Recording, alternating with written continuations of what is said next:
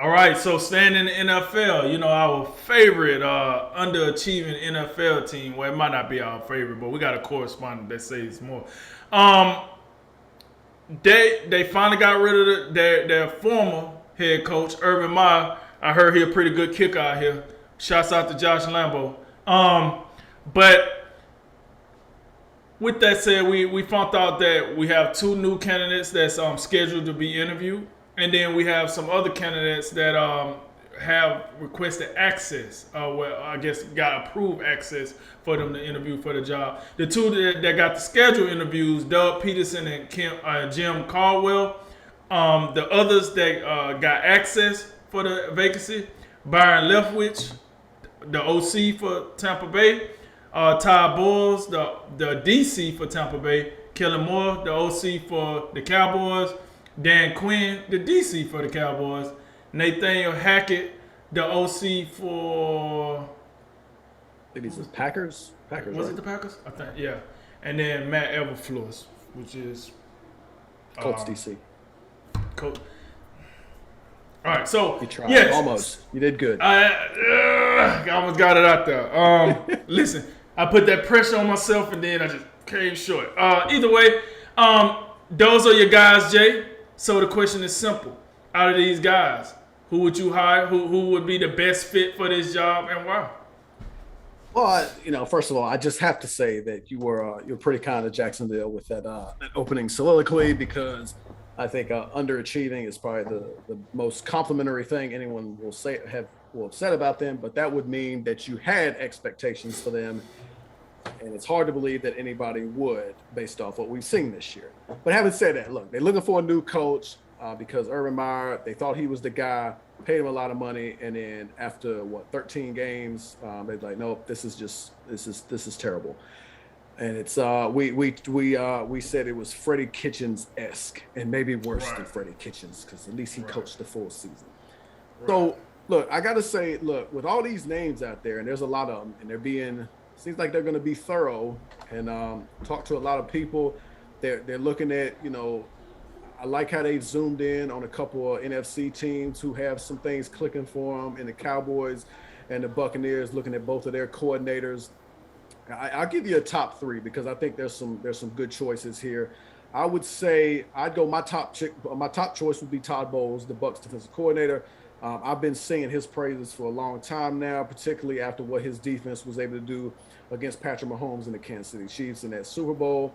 And I don't know if their defense has been quite as good this year, but they've had just injuries up the wazoo, particularly in the secondary. And then lately, their linebacking core has been just decimated. Levante David being out, Shaq Barrett, I think he sprained his knee on Sunday, and then Jason Pierre-Paul didn't play in that game either, so it's down to Devin White. But yet, I mean, look, with all that being said, they still hold the Panthers. I know the Panthers.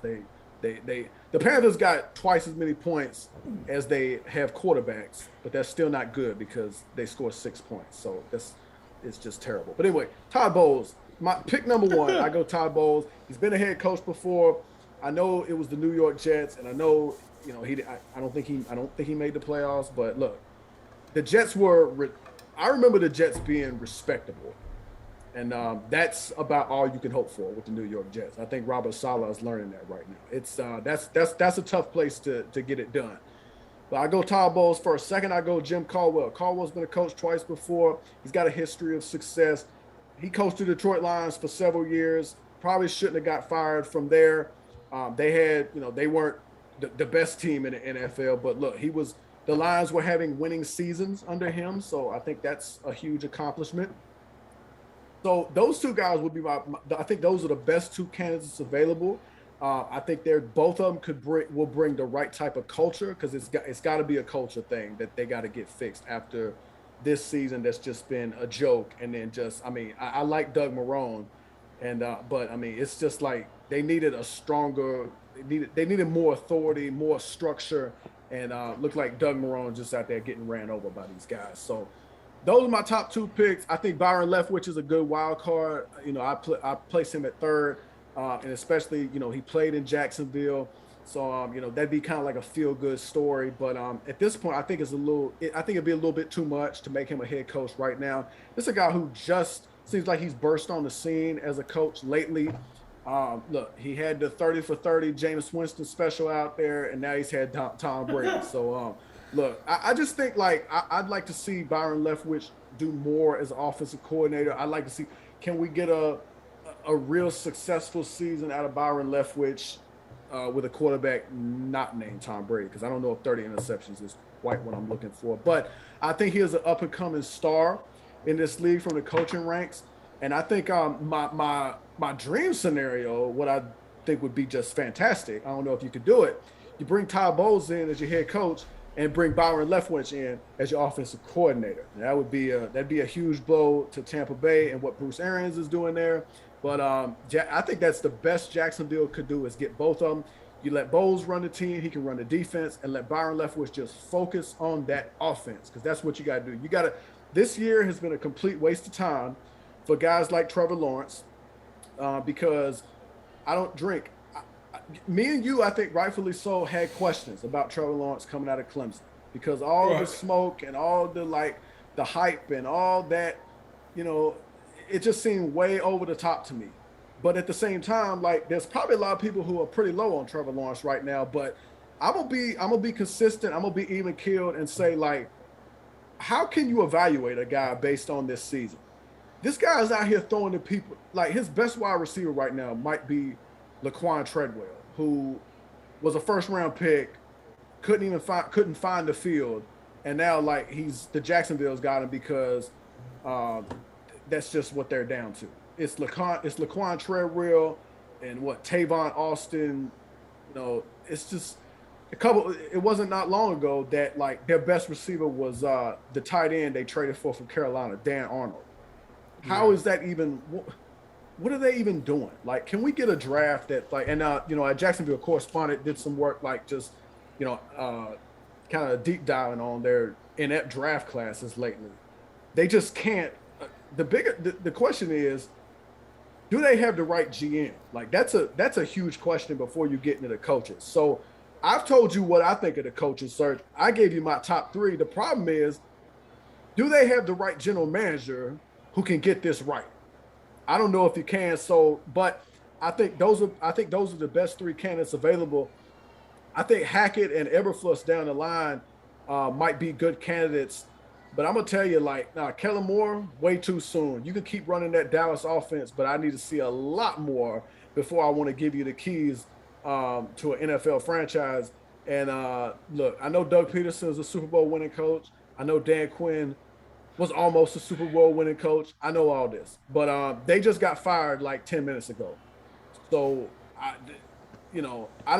I'm getting more and more away from, or trying to get more and more away from retreads. I know you can say Caldwell and Bowles are retreads, but I think they'd be more suited and better suited to come in and get this culture fixed than any of these other candidates on the list. I think Caldwell or Bowles are your best options right now.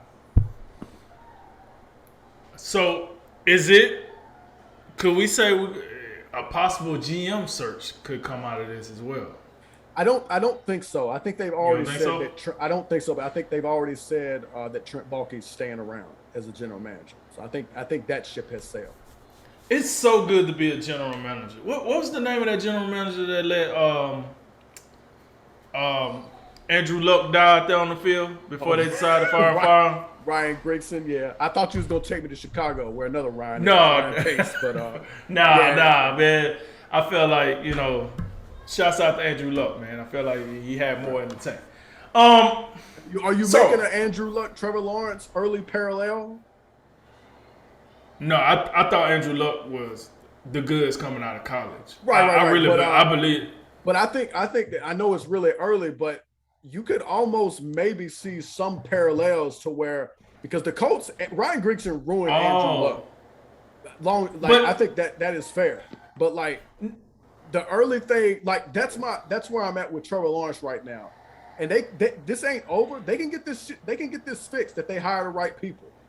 But like this first year has been a waste. And if you continue on this, Trevor Lawrence will be the biggest bust in NFL history. He will.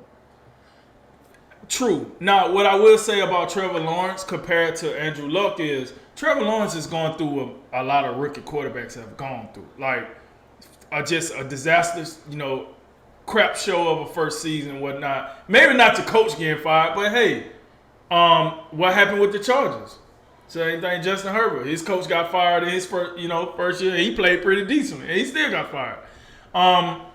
And the thing about Andrew Luck was making deep runs into the playoffs too. You got to remember, he was in like the AFC Championship game, so he was taking a lot of punishment past when a normal, rookie quarterback or second-year quarterback would take, because they probably wouldn't get that deep into the postseason like he was doing. So either way, I just want take that little jab at the GM.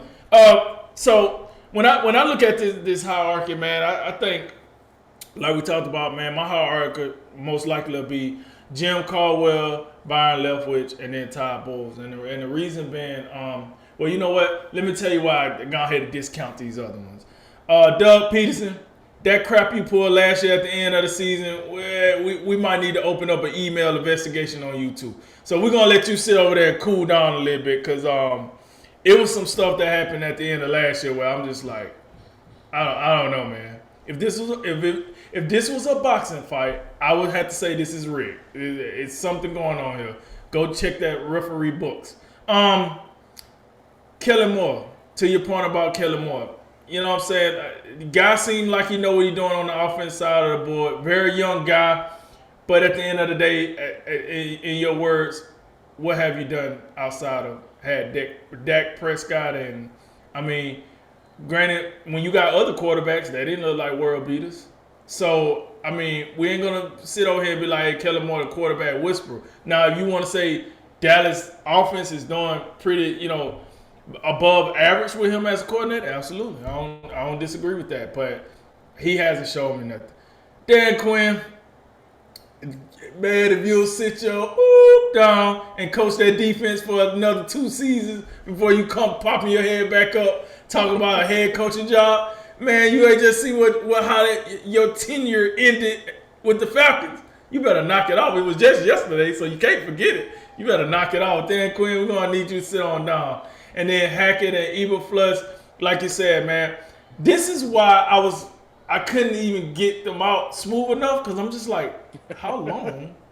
You know what I'm saying? Like, how long have these guys been doing it? Like, because I done heard of Eberflus before, but, not for a head coaching job. And then, you know what I'm saying, Hackett, I'm just going to keep it real. I was like, what to? So, them guys are out of here just because I don't think they got enough cachet. I don't think they got the resume. I don't think they've done enough to give you a better case of why they should be the head coach in front of the likes of Caldwell, Bowles, even Peterson at this point. I don't think those guys have done enough. Now, to my pecking order, Jim Caldwell. The reason I would take Jim Caldwell overall, if you telling me, hey, I need a 10-year plan, then I ain't taking Jim Caldwell. He a little bit up there. But if you just saying, hey, sign him to, let's say a 4-year contract, just to get the program going in the right direction, and then you got another guy you want to go get a little later down the road, I'm with that. Because I feel like this. A lot of these organizations need an administrator, or for lack of word, they need somebody that, like, not every organization going to have a Mike Tomlin, Rooney type of relationship where, like, this organization only had 4 coaches. And this dude he is what you got. And everything run through him. And don't get me wrong, I know Mike Tomlin had some bad looks. But the thing is, he's the only one that's had to worry about the looks.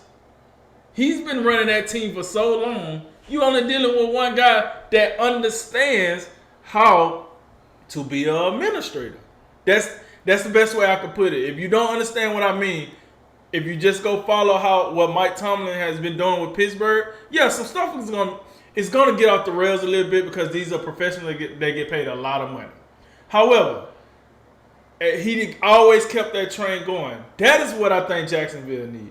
And that is why I like Jim Caldwell in this spot. Because I think he's a guy that he could take the heat, rub it off a little bit, and reflect it out in a better manner, which will give you a better product.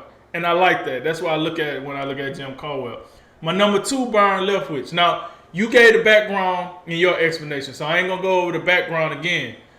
I just think if you're going to bring in a young guy, out of all these guys I see, this is the best of the young guys, in my opinion, if you're going to bring in one. He fits your bill of what you want to do as far as selling him as the future. Hell, you only got 5 dudes in the Ring of Honor. He one of them, I think. So like, maybe I'm just jobbing. You got Maurice Jones-Drew and like another fire team behind him. That's about it. Like, so I'm joking, but he might get up there real soon while messing around. Like, cause it ain't like you got a whole lot of other options.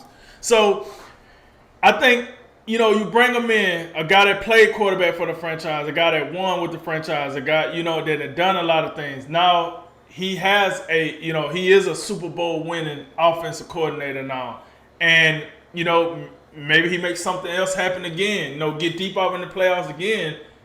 How good would that be for the Jacksonville to be able to call a coach back that they can really call their own? Like all the losing they didn't done, we have a somewhat successful coach that we can say was here, our guy, bring him on in. Can you rub some of that winning off on us, man? You know, so you bring him in. That's why I got him as my number 2. It is number 3, man. Listen, for Todd Bowles, it's like this, what you said. Did he get the fairest of all fair shakes the first time around? I don't know. It depends on who you talk to. But what I can say about Todd Bowles is this. I like when a guy messed up, right? Even though it wasn't all on him. But he went to New York, he failed. He left New York. And now you fast forward to now, he's defense coordinator on the Bruce Arians. And it seems like he embraced the fact that he didn't get it right the first time. He's learning. The players seem to like him. Oh, by the way, he's one of those older guys that got a cachet, he got a resume behind him. My only thing is like I said, the reason I got him 3rd is because I don't know yet. I guess I just don't know if with me saying all that, what if, you know, he were to go to another because you could ask yourself this. What is the grave difference between being the head coach of the New York Jets and the head coach of the Jacksonville Jaguars? What's the grave difference? You still going into an inferior organization with inferior, it should be NFL talent, but I'm going to say inferior talent, probably an inferior coaching staff, and a laughing stock of whatever the conference you in. So it almost makes me wonder, like, if Todd Bowles get that job again, will he do the same exact thing? So I don't necessarily think so because he's more experienced. He done learned more. He understands what he did wrong. But that's why I got him number 3 on my list. So yeah, man, if I had to get a job today, it'll go to Jim Caldwell. And if Jim Caldwell told me no, I say, hey, Leftwich, how you feeling about that? Oh, no to you too? Hey, Bowles, how you feeling about that? No to you too? All right, we're moving the team over to London. And then that'll be that. So, those are my 3, man. Those are my 3 candidates.